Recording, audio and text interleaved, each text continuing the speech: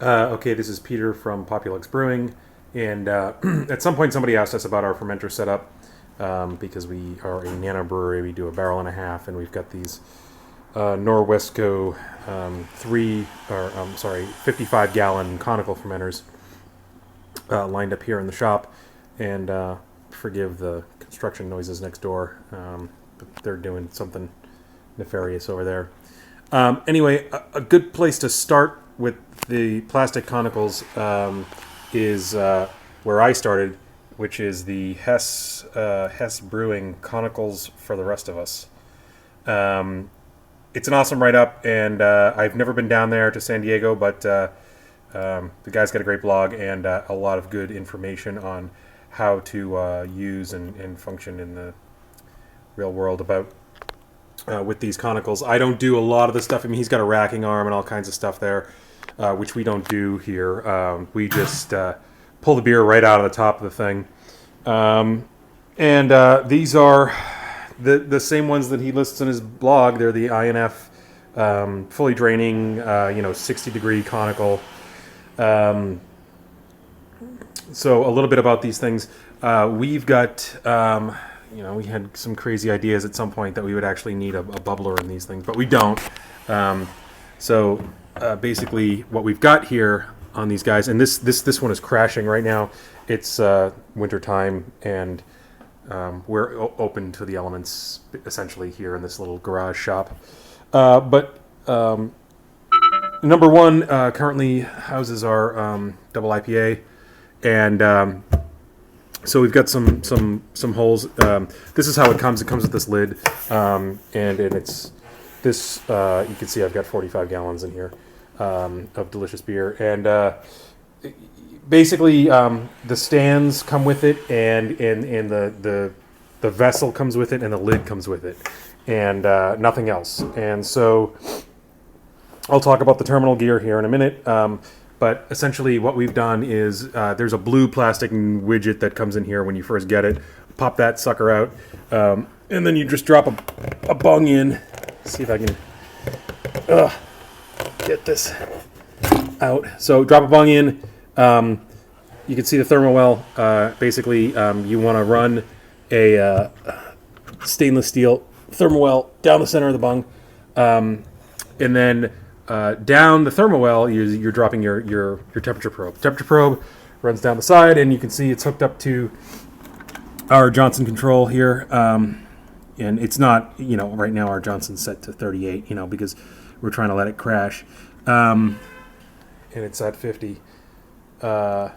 So basically what's happening here is that the Johnson kicks on.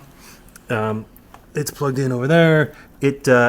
The Johnson's plugged into the thermowraps, which are around the cone. Thermowraps turn on in response to the temperature inside the beer that's fermenting.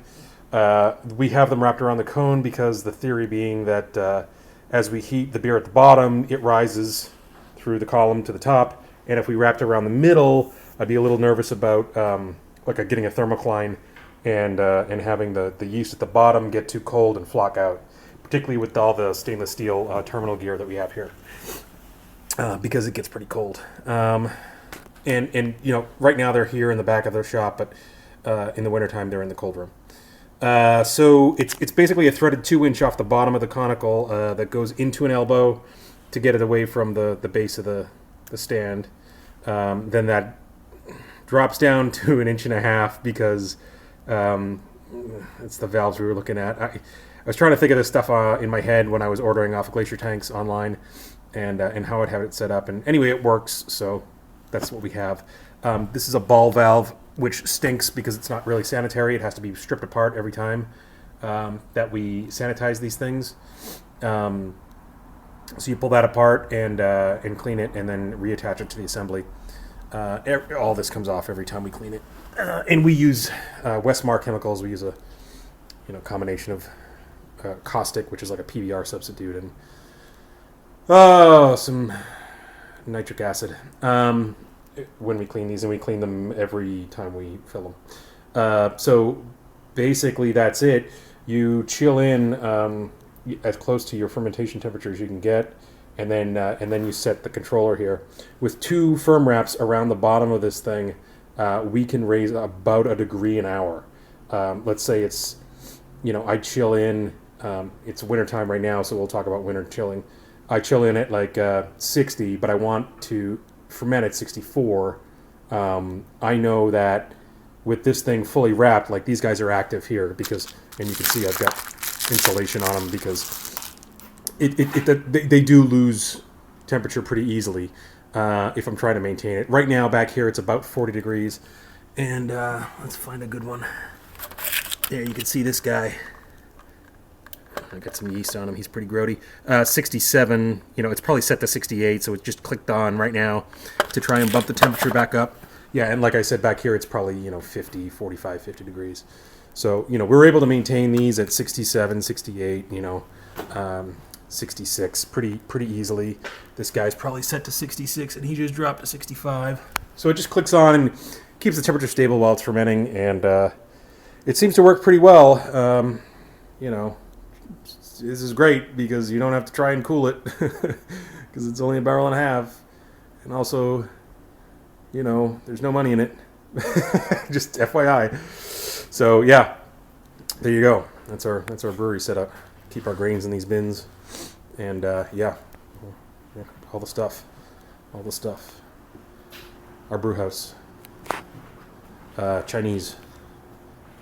2-vessel, fired by Blickmans. And yeah, conicals. If you want to know how I hot-wired the air conditioner